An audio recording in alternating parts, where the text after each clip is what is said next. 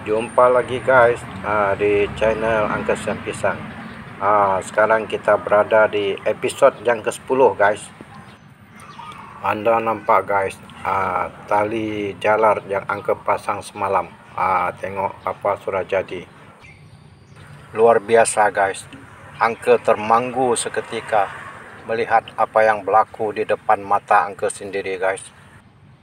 Cuba anda lihat tali yang Angka pasang semalam, misainya telah mencengkam dan telah melilitnya guys. Wow, sungguh luar biasa. Inilah yang dikatakan kadang-kadang pokok pun lebih pandai dari manusia.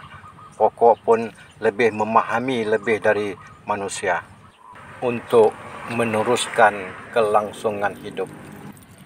Oke guys, sekiranya anda ingin mengkomersialkan tanaman periakata anda, tetapi anda sukar untuk mendapatkan bekalan bibitnya di tempat anda bolehlah klik dekat produk tersebut untuk mendapatkannya.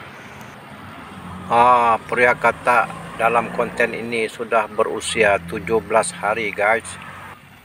Oke, kita siram dia lagi guys. Semoga dia hidup dengan subur dan segar bugar.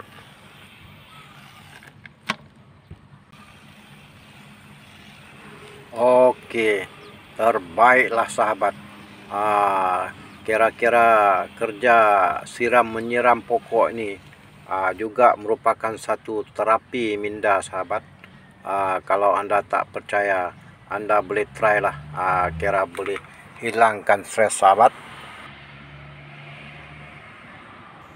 Oke, sekian saja perkongsian dari Angka untuk kali ini.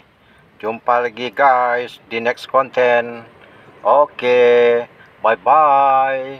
Thank you for watching.